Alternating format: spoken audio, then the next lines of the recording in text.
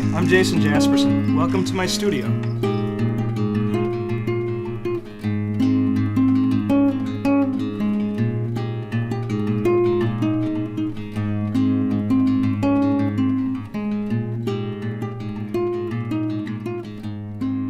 Sand animation is a relatively recent art medium. I think it's really become very popular because of YouTube. I first saw it on a YouTube video, a famous YouTube video of a woman in Ukraine who won a game show, Ukraine's Got Talent, and somebody thought I should give it a try, so he built me a sand animation table, and we worked on our first project together. The first project was for a CD release party in Green Bay, Wisconsin. I did live accompaniment to a band, and it was one of the most nervous times of my whole life. My sand animation really was born out of a fascination from the band Koine. Benj Lorenz from that band saw this video on YouTube as other people were seeing it, and he thought of me, and he said, "Do you think you could do something like this?" He's a guitarist, but he's also a former cabinet maker, and so he reached out and he asked, "Would you give this a try?" So I give a lot of things a try before I know what I'm doing. So he made this table, and it's still the sand animation table that I use. He did all the lighting rigging and everything, and he built it to be broken down so that it can pack easily. He thought of it as kind of a touring tool, that it would be packed with all the band's gear, and we would tour together, and I'd be part of the show.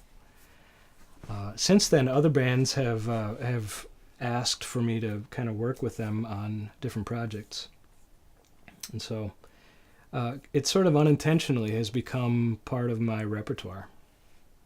First, I had to learn how to do sand animation. I had never done any of it before. And then to do a live performance means that, if I'm performing alongside a song, the song is maybe 4, 5, maybe 6 minutes long. I don't remember exactly how long that song was. So I had to kind of prepare a sequence that I would be used to, so I could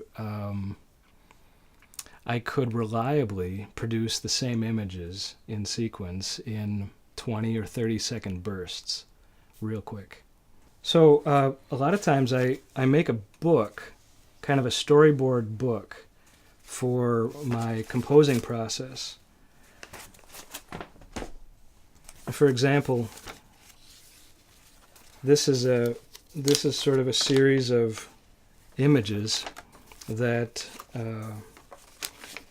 I develop ahead of time, and I'll kind of hang this up on the table for me to kind of refresh my memory.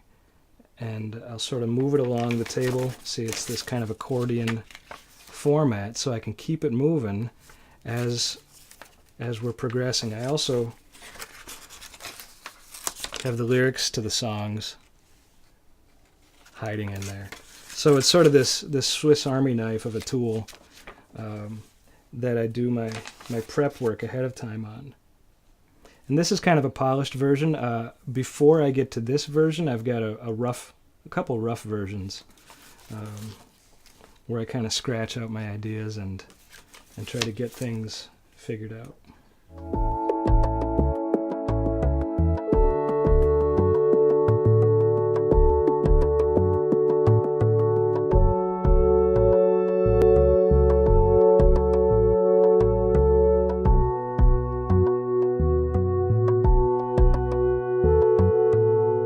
If you want to start sand animating, really all you need is a piece of glass, some sand, a light source, and I guess a couple simple tools.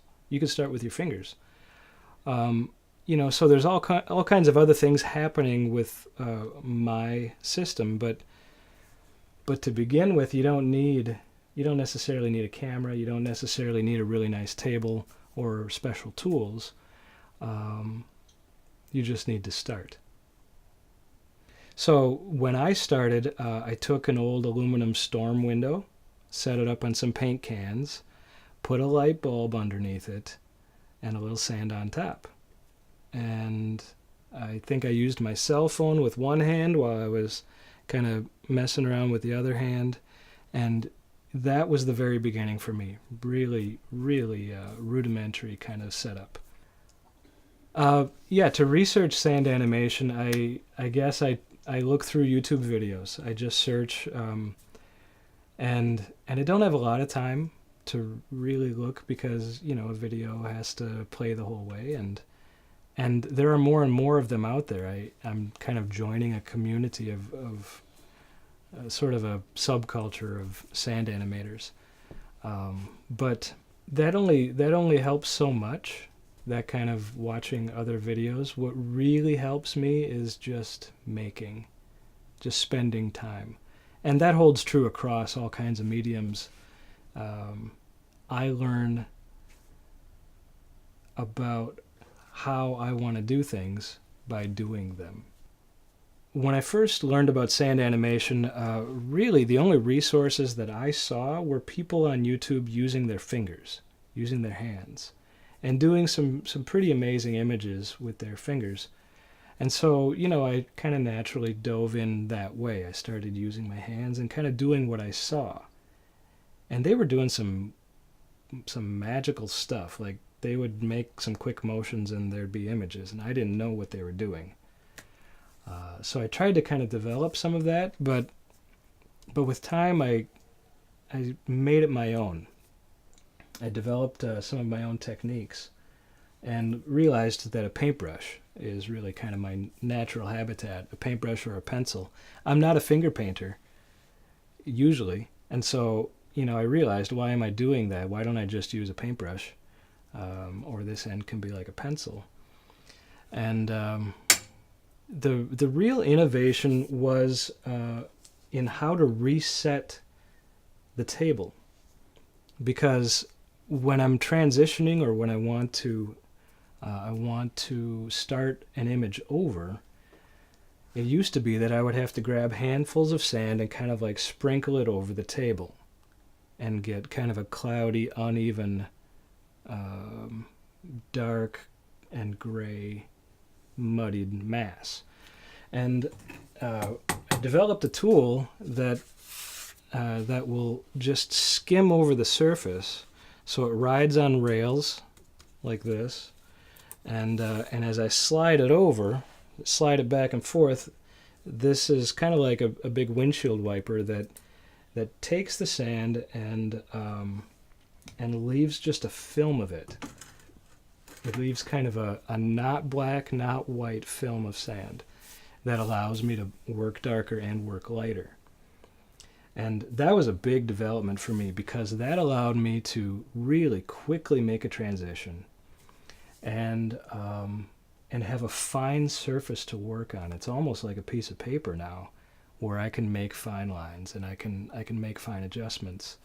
And so my sand images got better because they were starting from a more predictable place.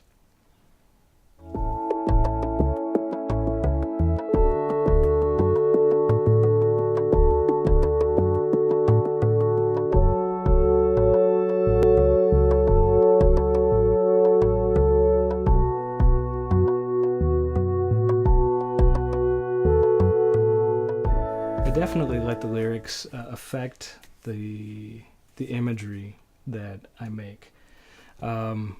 Because these are Christian songs, you know, there's ideas here, very important ideas that I'm trying to communicate visually, that I hope I can amplify the lyrics in the music. Besides the lyrics, though, I'm listening to the recordings ahead of time. And sometimes I hear these songs over and over and over again. They're just burned into my memory. But then that allows me to kind of get a feel for the emotional movement or the general emotional stance of the song.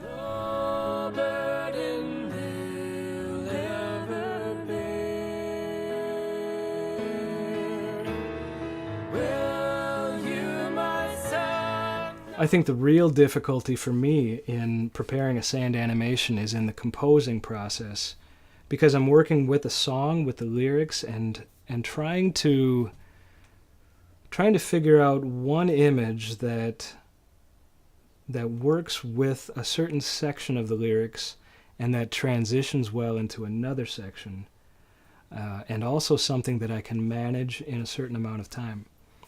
So that becomes a complicated series of problems throughout the whole song. Sometimes I'm trying to sort of amplify the feel of the animation to make it sort of swell with the music, or if it's sort of a quiet passage of music, I want it to have that kind of feeling too. So at the beginning, there's just a lot of unknown. I think people get impressed watching me do the work on the table, but really the real work is happening far before that. So the nature of sand animation in its rawest form is linear. It's a one-way street. You make an image, and then that image is there, and your next image is kind of rearranging the first. And so there's kind of transitions to think about, and there's a first this, then that kind of sequence that I need to think through. As you saw in the books that I showed, that's kind of my sequence that I hope makes sense. What I'm trying to do with the sequence is cause thoughts to happen in the viewer. I recently learned a word that I love called maieutic. And maybe I'm saying it wrong, but it refers to kind of Socrates' idea about teaching, that you leave something for the learner to do. So rather than explaining everything about everything, a teacher might lead you to a conclusion that you make on your own. They give you all the ingredients and kind of give you a little bit of a hint, and then you think that thought yourself. So I'm trying to do a similar thing in sand animation. I'm putting out kind of symbols or hinting at things that I know my audience might recognize.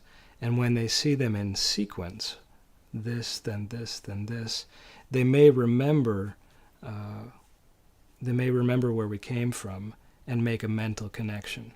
And I believe that that's where learning is really powerful, when you own the knowledge rather than somebody just giving it to you or telling you something. When you think something for yourself, then you remember it. One of my more recent projects, I broke the linear progression of sand animation. And so I intentionally filmed separate clips and then edited them in different sequences.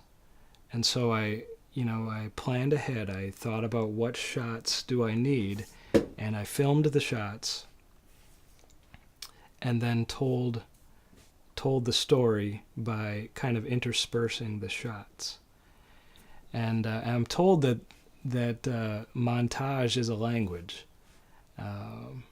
which I think is a really fascinating concept, that a series of images becomes like a language, kind of like hieroglyphics is a series of images. And a language like that can convey complex ideas by their order and the thoughts that you put in between each symbol.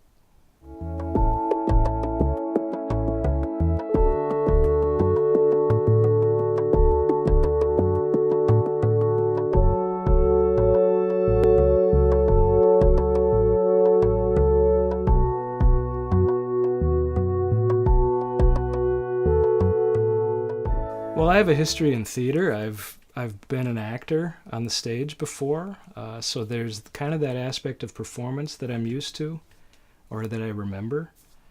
But as far as making marks while people watch, maybe the only thing close to that would be demonstrating for my class. doing demonstrations, trying to make sure people get the essential information but don't get bored. Before a live show, I get very nervous. For days beforehand, I get very nervous. But then when it's time to perform, I really, I guess I realize I just have to turn it on. I have to work, and I have to make this work for the audience. A good friend named Bob asked me if I would perform with his group without having any idea, just hearing the music for the first time, and then just seeing what comes out. Stream of consciousness, sand animation. We never got to do that. It sounds like a really kind of a fascinating thing. Generally, I like to be prepared, but maybe that's the teacher in me, wanting to, kind of have a plan going in. I think the artist in me is a little fascinated by just wondering, what would that look like? The thing I learned from my first live performance is that it's really difficult to do it well. I got a lot of positive feedback. A lot of people were thrilled with it. But when I looked at it, I thought the imagery was kind of clunky, and so there's a sacrifice. You're doing something that's impressive just for the fact that somebody's doing this in front of you, but to me the imagery wasn't as polished as it could be. I don't remember making mistakes, but I think I probably did. I kind of cringe when I look back at the footage, but really it's a one-way street. I just have to keep on going in that kind of live performance setting.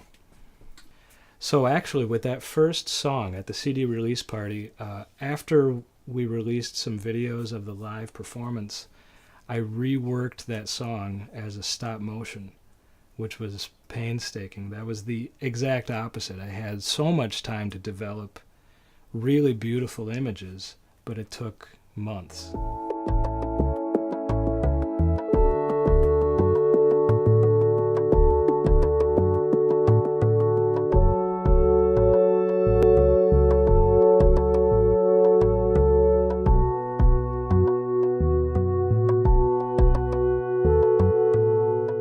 I use an HD webcam with motion activated software. It came with the camera, and I think it probably is most often used as a security camera, or think maybe like a trail cam where you're picking up deer or coyotes or something. But for my purposes, that works really well because the camera can stay on. And I can do a little bit of work in here. My hands trigger the camera, and then I come out and think a little while. So sand animation is a nice example again of blending a really kind of a tactile, old-fashioned kind of thing with pretty modern kind of stuff like motion-activated camera and video editing. So this is another good example, I guess, of me sort of trying to blend the old with the new. 1 foot in the past and 1 foot in the future. And I guess that's where we all are. The basics of sand animation are really very much like the old overhead projectors that some of us remember from school days. When I was in grade school, I think it was kind of a big deal. Teachers were really proud of their overhead projectors, and the students didn't get to touch them. And I always thought it was pretty cool. The teacher's up there writing something, and then it's going through this mirror and a lens going up on the wall, and so what happens down here happens up there. And so what I'm doing is similar to that. There's a piece of glass with some light coming up from the bottom. And then I've got sand on top of that glass and a camera above it. The camera's hooked up to a computer, which is hooked up to a digital projector. And so what I do down at the table shows up on a projector, or it's being recorded into my computer. the kind of things that I'm doing with the sand is really fairly primitive. You know, I'm not doing anything much beyond finger painting. I've tried a lot of tools, but I've come to realize that just a regular old paintbrush does a really good job for me. I've got a magnet taped onto this one, so I can always just have it at quick grab it there. So plain old paintbrushes allow me to kind of flick the sand out of the way, and I use the backside for finer lines. So the image making isn't that complex. The trick of it is that it's reversed from what we usually think of. So every time I make a mark, things are getting lighter instead of darker. I'm basically drawing with light. Another great parallel for this is Etch-a-Sketch. I remember looking really closely at my Etch-a-Sketch as a kid, and I loved my Etch-a-Sketch. And it was kind of mind-blowing to realize that the dark lines are actually transparent. And if you look really close, you're seeing through. There's a mechanism that's moving. And so I would like move those knobs to try to make a window so I could see better, you know, clear a bunch of it away and try to see inside. So this is a big sort of complicated Etch-a-Sketch / light bright.